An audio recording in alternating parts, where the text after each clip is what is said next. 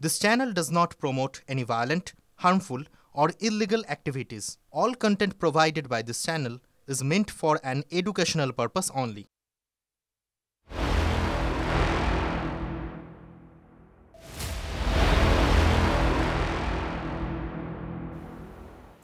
শহর জুড়ে action ED আর সুজিত বসুর দুয়ারে আবার এনফোর্সমেন্ট ডাইরেক্টরেট। দমকল মন্ত্রী সুজিত বসু সল্টলেকের যে অফিস সেখানে ইডির আধিকারিকরা হানা দিয়েছেন। পুরো নিয়োগ দুর্নীতির তদন্তেই মন্ত্রী সল্টলেকের অফিসে হানা। দক্ষিণ দমদম পুরসভার ভাইস চেয়ারম্যানের বাড়ি সেখানেও ইডির আধিকারিকরা, এমনকি গোডাউনেও ইডি।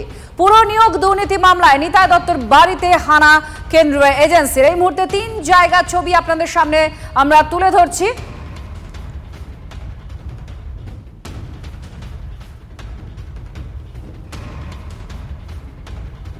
সুজয় আমাদের প্রতিনিধি আমাদের সঙ্গে আছেন, এই মুহূর্তের আপডেট নেব। সুজয়, সুজিত বসুর অফিসের সামনে থেকে তুমি আমাদের সঙ্গে রয়েছো। আমরা দেখেছি এর আগেও সুজিত বসুর বাড়িতে তল্লাশি চালানো হয়েছিল। এই মুহূর্তে কি আপডেট পাওয়া যাচ্ছে? দেখো, সকাল 6টায় এই BC 88 অর্থাৎ সেক্টর 1-এ BC 88 মূলত যেটা বিধায়ক সুজিত বসুর কার্যালয়, সেই বিধায়ক সুজিত বসুর কার্যালয়ে এখানে এসে উপস্থিত হয় ইডি আধিকারিকরা। প্রায় 6 জনের যে ইডি অফিসারদের টিম, তারা এই মুহূর্তে দুটি এই বাড়িটার একতলা এবং দোতলা রয়েছে, দুটি জায়গাতেই তল্লাশি চালানো হচ্ছে এবং একাধিক ঘর, সেখান থেকে তারা নথিপত্র যাচাই করছেন, নথিপত্র সংগ্রহ করছেন। একই সঙ্গে এখানে যে কম্পিউটার বা ল্যাপটপ রয়েছে সেখান থেকে ডিজিটাল এভিডেন্স তারা সংগ্রহ করার চেষ্টা করছেন। এর আগে ইডি সুজিত বসুর বাড়িতে 2024 সালের 12 জানুয়ারি তল্লাশি চালিয়েছিল, ম্যারাথন তল্লাশি চালানো হয়েছিল। প্রায় 2 বছর পর আবার একই মামলাতে ইডি অ্যাক্টিভ হলো বা ইডি সক্রিয়ভাবে তল্লাশি চালাচ্ছে এবং নিতাই দত্তর বাড়িতেও তল্লাশি চালানো হচ্ছে। এবং যে নিতাই দত্ত রাজনৈতিকভাবে এই সুজিত বসুর ঘনিষ্ঠ বলে পরিচিত এবং যে সময় দুর্নীতি হয়েছিল বলে অভিযোগ, সেই সময় সুজিত বসু দক্ষিণ দমদম পুরসভার ভাইস চেয়ারম্যান ছিলেন এবং তার আপ্তসহায়ক ছিলেন এই নিতাই দত্ত। নিতাই দত্ত বর্তমানে ভাইস চেয়ারম্যান এবং দক্ষিণ দমদম পুরসভার এবং দমকল মন্ত্রী রয়েছেন সুজিত বসু। ফলে ইডির তরফ থেকে যেটা দাবি করা হচ্ছে যে এই নিয়োগের ক্ষেত্রে, এই বেআইনি নিয়োগের ক্ষেত্রে মূল দায়ী যে সংস্থা অর্থাৎ ABS ইনফোজোন প্রাইভেট লিমিটেড, যেটা অয়নশীলের সেই সংস্থা, তাদের সঙ্গে একটা চুক্তি হয়েছিল দক্ষিণ দমদম পুরসভার নিয়োগের ক্ষেত্রে। দক্ষিণ দমদম পুরসভা বিভিন্ন পদে নিয়োগের জন্য বিজ্ঞপ্তি। সুজয়, তোমার কাছে আসছি, তুমি যে প্রেক্ষাপট অর্থাৎ কি যোগে ইডি সুজিত বসুর অফিসে গিয়েছে সেটা যেমন আপনাদের সামনে তুলে ধরছিলেন। এবার আপনাদের শোনাবো এই অফিসের যিনি সিকিউরিটিতে আছেন তিনি কি বলছেন, কটা নাগাদ ইডির আধিকারিকরা গেলেন, কি জানাচ্ছেন তিনি, শুনুন। কজন অফিসাররা রয়েছে? আমি কি বলবো, 6-7 জন দেখলাম। 6-7 জন আছে। আচ্ছা, সকালে তারা যখন এসেছিল আরো কেউ ছিল এখানে? ভিতরে কেউ? না, ভেতরে কেউ। আর ভেতরে কেউ আছে না? ওই একটা ছাড়া আর 2 জন সিকিউরিটি ছাড়া কেউ। আপনাকে ডেকে পাঠাবে নাকি শুধু অফিস? হ্যাঁ, এই বাড়িতে কেউ থাকে নাকি? না, কেউ থাকে না, এখানে শুধু অফিস। এখানে ইডি অফিসার আপনাকেও ডেকেছিল ভিতরে কিছু জানতে? হ্যাঁ, আমাদের ফোন টোন আসার সাথে সাথে নিয়ে নিয়েছে। কিছু ডকুমেন্ট দেখতে চাইলো, কিছু কোনো আলমারি খুলে কিছু দেখালেন আপনি? না, ওসব কিছু ভেতরে কি করছে আমরা যাইনি। আমাদের ফোনগুলো সব নিয়ে নিয়েছে, তো ইডির লোকেরা সব ভেতরে আছে। আর আপনাদের কর্মচারীরা কেউ ভিতরে আছে? হ্যাঁ, একজন আছে ভেতরে, একজন আছে। আচ্ছা, আরেকটা কথা বলুন, সুজিত বোস কি ডেলি আসেন নাকি? না, ডেলি আসেন না। ডেলি আসেন, সোমবার এবং শুক্রবার। হ্যাঁ, আসেন। আর এক সময় অন্যদিন আসলে আবার খানিকক্ষণ থেকে চলে যায়। আর এই পুরসভায় নিয়োগ দুর্নীতি কাণ্ডে পুরসভার ভাইস চেয়ারম্যানের বাড়ি এবং গোডাউনে তল্লাশি চালাচ্ছে ইডি। এই মুহূর্তে আমাদের 2 প্রতিনিধি আছে 2 জায়গা থেকে, সুশোভন আর রঞ্জিত আমাদের 2 প্রতিনিধি রয়েছেন। সুশোভন, তুমি বাড়ির সামনে থেকে রয়েছো, কি আপডেট এখনো পর্যন্ত তল্লাশিতে? দেখো, এখনো পর্যন্ত বেশ কিছু নথি যেমন খতিয়ে দেখা হচ্ছে এবং নিতাই দত্ত তিনি নিজেও রয়েছেন এবং পুরো বিষয়টাকে জানার চেষ্টা করা হচ্ছে।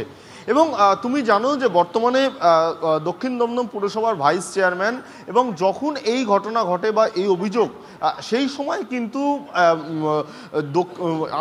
সুজিত বসুর আত্মসহায়ক ছিল এই নিতাই দত্ত। স্বাভাবিকভাবেই কিন্তু বর্তমানে যিনি ভাইস চেয়ারম্যান তার কাছে কি কি নথি রয়েছে এবং এর আগেও যেহেতু তল্লাশি করা হয়েছিল, তাই তার কাছ থেকে বেশ কিছু ডকুমেন্টস কিন্তু আগে নেওয়া হয়েছিল এবং পরবর্তীকালে তিনি হাজিরা দিয়েছিলেন। তার সেই যে ডকুমেন্টসগুলো রয়েছে সেখানে কিন্তু বেশ কিছু এখনো পর্যন্ত তদন্তে তাদের অসুবিধা হচ্ছে, এবং সেইগুলো কিন্তু মূলত কি ঘটনা ঘটেছিল এবং সেখানে যে নথিগুলো রয়েছে সেই নথিগুলোর সপক্ষে কি কি যুক্তি রয়েছে নিতাই দত্তের কাছে, এগুলো কিন্তু বর্তমানে ইডি আধিকারিকরা জানতে চাইছে। তুমি সঙ্গে থাকো, আমাদের প্রতিনিধি জানাচ্ছিলেন যে কি সূত্রে এই নিতাই দত্তের বাড়িতে ইডির আধিকারিকরা আছেন, এমনকি গোডাউনে আছেন ইডির আধিকারিকরা। আমাদের অপর প্রতিনিধি রঞ্জিত আমাদের সঙ্গে রয়েছেন। রঞ্জিত, গোডাউনে কেন ইডির আধিকারিকরা তল্লাশি চালাচ্ছেন?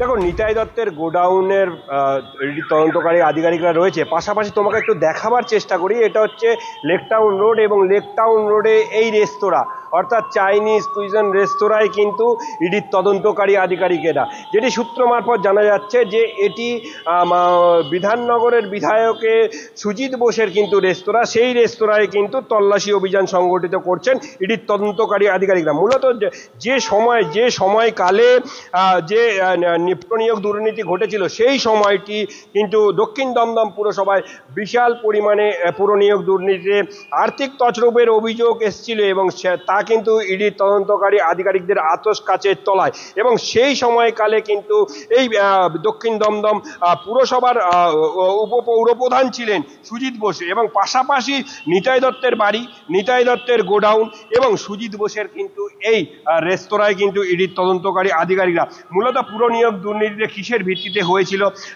যে অনিয়ম বেনিয়মের অভিযোগ উঠেছিল, সেই অনিয়ম বেনিয়ম কিভাবে হয়েছিল, পয়সার লেনদেন হয়েছিল, কত টাকার লেনদেন হয়েছিল, সেই সমস্ত যাবতীয় তথ্য পেতে কিন্তু ইডির তদন্তকারী আধিকারিকরা এই মুহূর্তে রেস্তোরাঁয় রয়েছেন। ধন্যবাদ আমাদের তিন প্রতিনিধিকে। আপনারা দেখতে পাচ্ছেন দমকল মন্ত্রী সুজিত বসু তার অফিসে তল্লাশি, তার সঙ্গে সঙ্গে তার যে যখন এই অভিযোগ উঠেছিল তার আত্মসহায়ক এবং বর্তমানে ভাইস চেয়ারম্যান নিতাই দত্ত তার বাড়িতেও এবং গোডাউনে তল্লাশি চালানো হচ্ছে। এমনকি আমাদের প্রতিনিধি যে তথ্য দিলেন, সুজিত বসুরই মালিকানাধীন একটি রেস্তোরাঁতেও এখন ইডি আধিকারিকরা আছেন।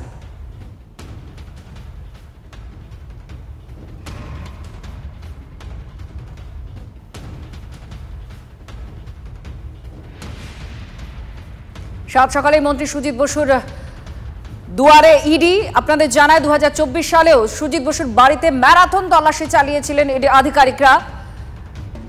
আর তৃণমূলের তরফ থেকে তখনও অভিযোগ করা হয়েছিল যে ঠিক ভোটের আগে আগে কেন্দ্রীয় এজেন্সিকে অপব্যবহার করা হয়, এই অভিযোগ করা হয়েছিল এবং এই অভিযোগের নিশানায় ছিল বিজেপি। আর এই মুহূর্তে আপনারা দেখতে পাচ্ছেন আজ সকাল 7 সকালে ইডি একাধিক জায়গায় অভিযান চালাচ্ছে। আর পুরো নিয়োগে যে দুর্নীতির অভিযোগে তদন্ত ইডি চালাচ্ছে, সেই তদন্তেই এবার দমকল মন্ত্রী সুজিত বসুর অফিসে সেখানে ইডির আধিকারিকরা পৌঁছেছেন এবং তার ঘনিষ্ঠ একসময় আত্মসহায়ক ছিলেন তার বাড়িতে, বর্তমানে যিনি ভাইস চেয়ারম্যান তার বাড়িতেও তল্লাশি চালাচ্ছে ইডি আধিকারিকরা। আর তৃণমূল বিজেপির তরফ থেকে কি বলা হচ্ছে ইডি অভিযান নিয়ে শুনুন। এখন একমাত্র তাদের ভরসা এইসব কেন্দ্রীয় সংস্থাগুলোকে কাজে লাগানো, একদিকে ইডি সিবিআই আর অন্যদিকে ইলেকশন কমিশন, এইসব লাগিয়ে যদি কিছু করা যায়, রাজনৈতিক একটা ন্যারেটিভ তৈরি করা যায়। প্রত্যেক ইলেকশনের আগেই করে, এবারও সেই চেষ্টাই চালিয়ে যাচ্ছে। কিন্তু দুঃখের বিষয় হচ্ছে এসব করে কিছু লাভ হয় না। মানুষের পাশে না থাকলে মানুষ তো ভোট দেয় না। সুজিত বোস নিয়োগ দুর্নীতির টাকা খেয়েছে কি খাইনি আমি বলতে পারবো না, সেটা ইডি বিচার করবে। কিন্তু সুজিত বোস যে টাকা তোলে এ কথা কে বলে? সুজিত বোস যে টাকা তোলে এ কথা প্রশাসনিক মিটিং এ বসে মমতা ব্যানার্জি বলে। আর যাদের নামে বলে তারা হয় তোলে আর নয় তাদের শিরদালা বলে কিছু নেই। কোনো ভদ্রলোক হলে সেদিনই থুতু ফেলে ডুবে মরত, কিন্তু তারা কেউ একটা রাগ করে। আর আমি বলছি যে নিশ্চয়ই কোনো তথ্য প্রমাণ হয় সংগ্রহ করতে গেছে, আর নয়তো ওদের কাছে নির্দিষ্ট তথ্য প্রমাণ আছে, তার ভিত্তিতেই গেছে। শুধু মন্ত্রীর দুয়ারে ইডি নয়, শহরের দিকে দিকে ইডির অভিযান চলছে। নাগের বাজারেই বেসরকারি স্কুলের মালিক দীপক দে তার ফ্ল্যাটে ইডি আধিকারিকরা পৌঁছেছেন 7 সকালে। সিআরপিএফ জওয়ানরা ঘিরে রয়েছেন চারপাশ। অপরদিকে নিউ আলিপুরে আইনজীবী অমিত আগরওয়ালের বাড়িতেও ইডির আধিকারিকরা, আর ঠনঠনিয়া শরৎ বোস রোডেও ইডির অভিযান চলছে। শহরের দিকে দিকে ইডির অভিযান চলছে। একদিকে মন্ত্রীর দুয়ারে ইডি, তার অফিসে, তার একসময়ের আত্মসহায়কের বাড়িতে, সেখানে যেমন ইডি তল্লাশি চালাচ্ছে, রেস্তোরাঁয় তল্লাশি চালাচ্ছে, গোডাউনে তল্লাশি চালাচ্ছে। অপরদিকে ঠনঠনিয়া, শরৎ বোস রোড এবং নাগেরবাজারেই এক স্কুল মালিকের বাড়িতেও তল্লাশি চালানো হচ্ছে।